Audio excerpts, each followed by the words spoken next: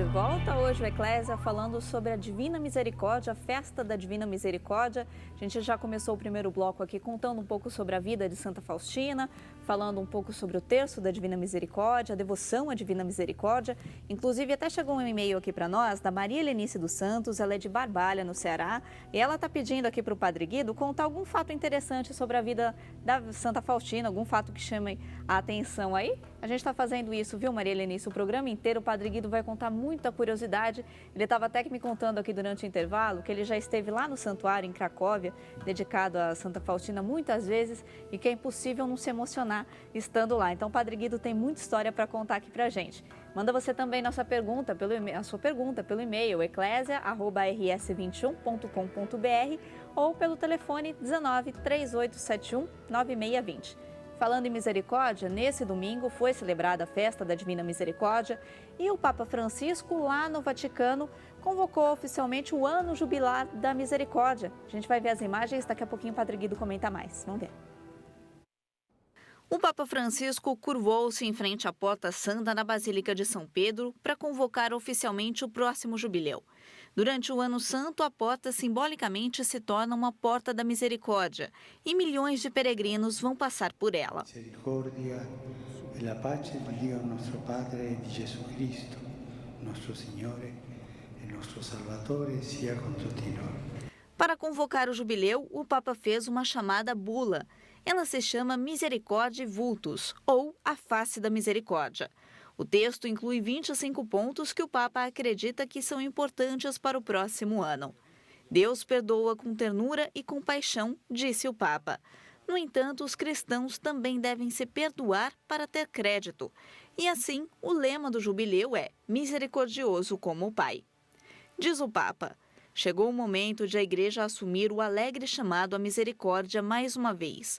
É hora de voltar para o básico e suportar as fraquezas e lutas de nossos irmãos e irmãs. A misericórdia é a força que nos desperta para uma nova vida e infunde em nós a coragem de olhar para o futuro com esperança. O jubileu começa no dia 8 de dezembro e termina em 20 de novembro de 2016.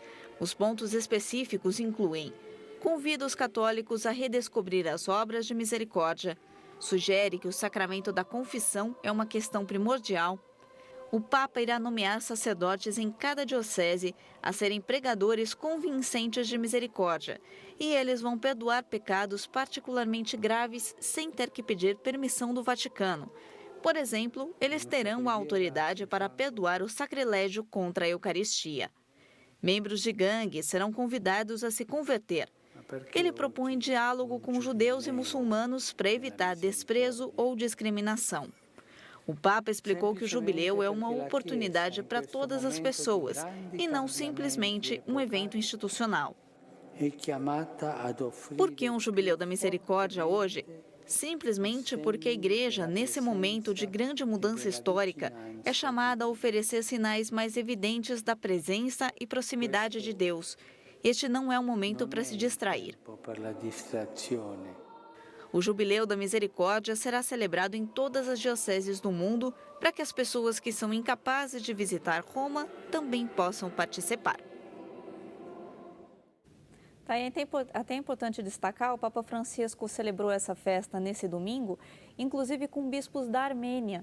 Ele lembrou nesse domingo os 100 anos do genocídio da Armênia, foi muito comentado no mundo todo.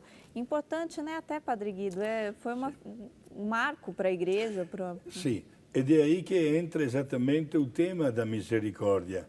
Lembrando um episódio tristemente famoso de um massacre, de um omicídio, né?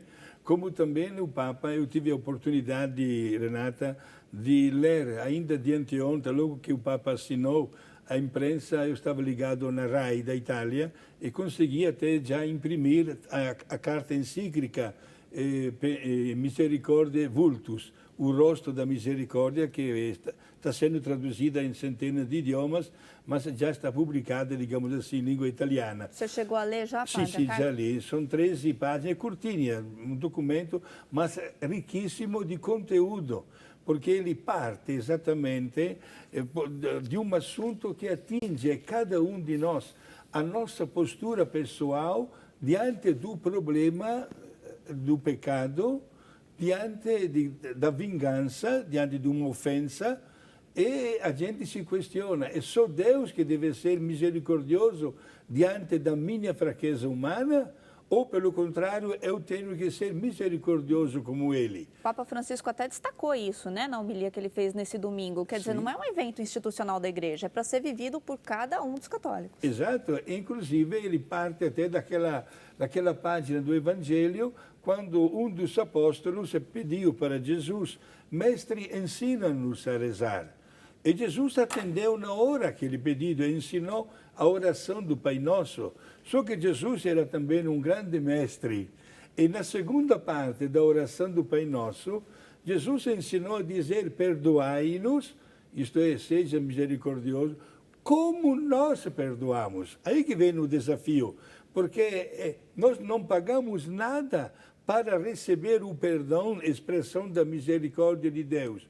Mas Deus nos convida a sermos misericordiosos também para com as pessoas que criaram um problema conosco. E aí é difícil, porque até o novo catecismo da Igreja Católica, quando fala deste assunto, especialmente no quinto mandamento, destaca aquele fenômeno chamado de mágoa. A mágoa que permanece por muito tempo dentro de nós, mesmo que nós perdoamos, mas a mágoa ainda permanece. Então, ser misericordioso significa fazer até um grande esforço. E os meios não faltam.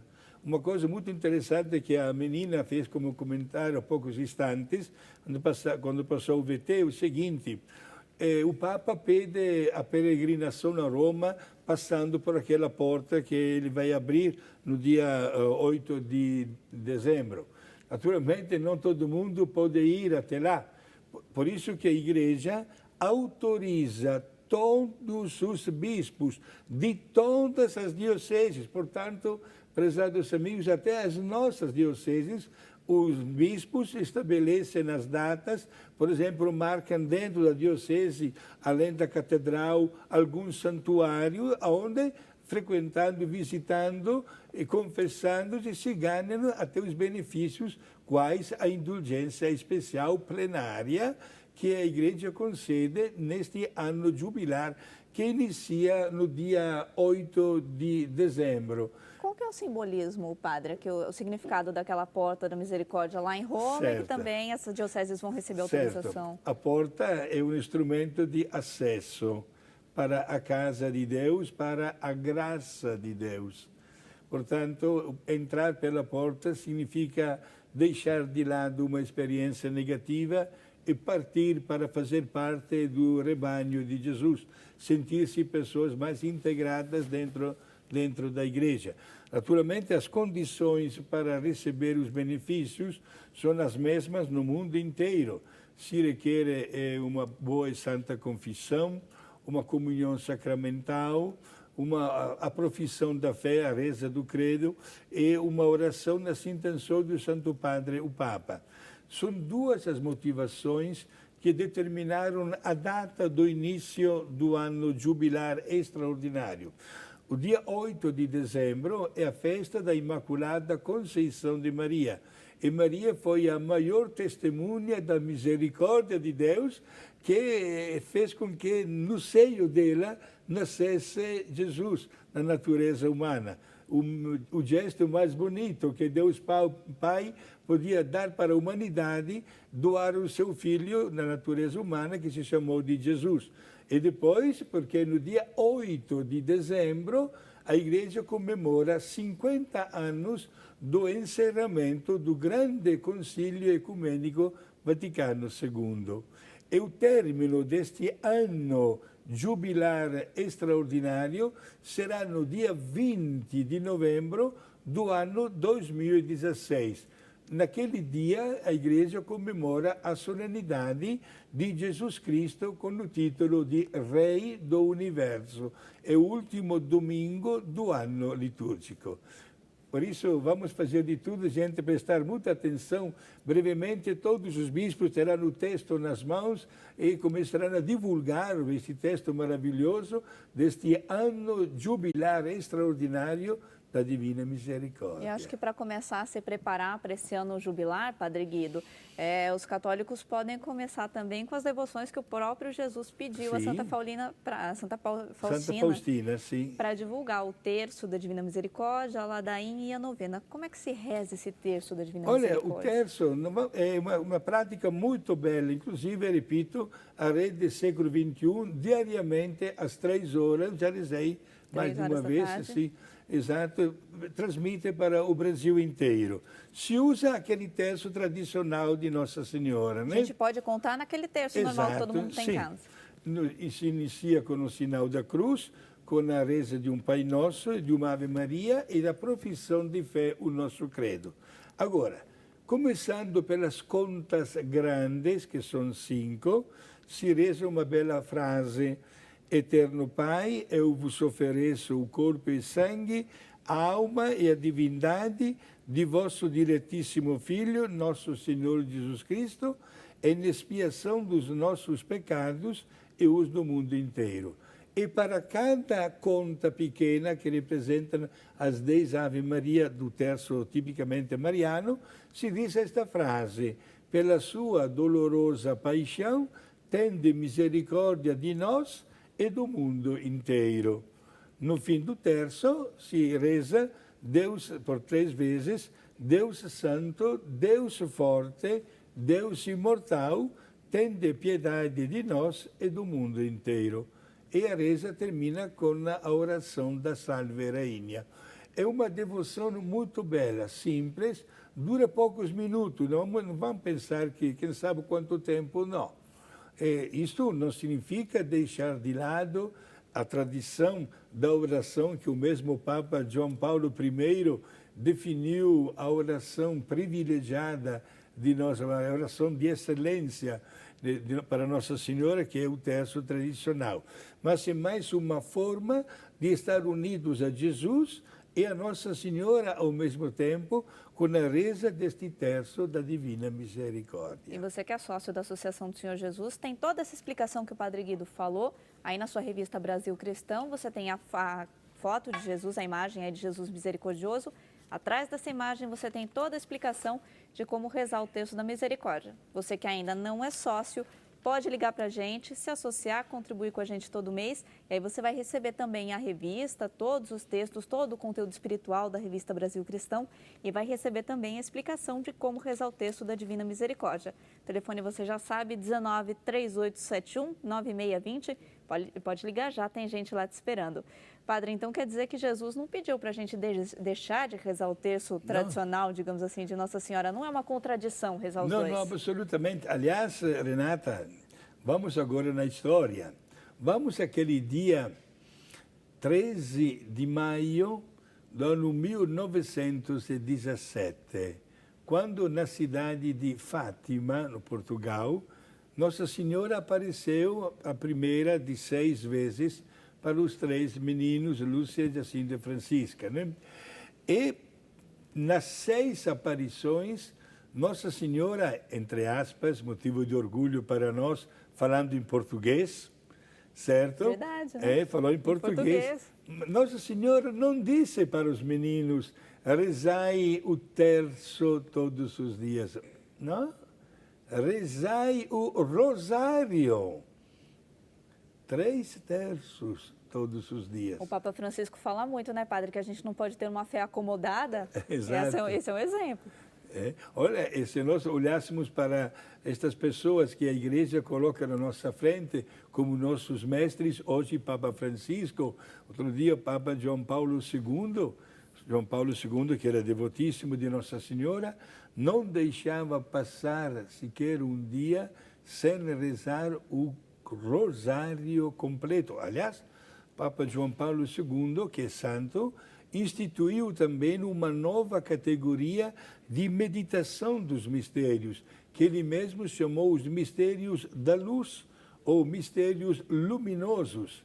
Lembrando, né, o batismo de Jesus, as bodas de Caná da Galileia, o ministério de Jesus, a transfiguração de Jesus e a instituição da Sagrada Eucaristia. Por isso mais há uma riqueza de conteúdo da vida de Jesus, graças à devoção de Papa João Paulo II, que, repito, era devotíssimo, a tal ponto que quando ele foi eleito, até no emblema do seu pontificado, ele mandou colocar exatamente a letra M de Maria, com aquela frase em língua latina, totus tuus, isto é, pertenço inteiramente a você.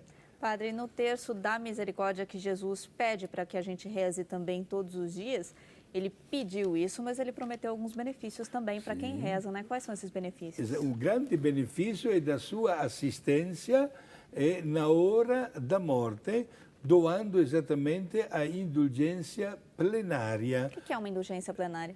A indulgência, Renata, é a remissão dos castigos temporais merecidos pelos nossos pecados. Por exemplo, imaginamos que eu ofendo uma pessoa e depois fico até magoado. Vou pedir desculpa, porém eu ofendi aquela pessoa, mereceria até alguma coisa. Este castigo é perdoado, isto que seria a indulgência. A indulgência plenária é a remissão total, né, dos castigos merecidos, castigos temporais merecidos pelos nossos erros cometidos na vida. E este grande benefício Jesus promete aos seus filhos devotos. É porque esta devoção de Jesus, Divina Misericórdia, está dando a volta no mundo. Olha, aqui mereceria ser dada mais uma explicação.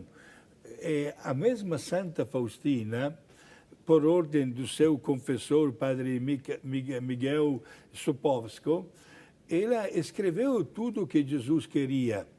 E depois foi apresentado até ao Vaticano. Foi apresentado para que a Igreja pudesse autorizar de divulgar esta devoção, etc.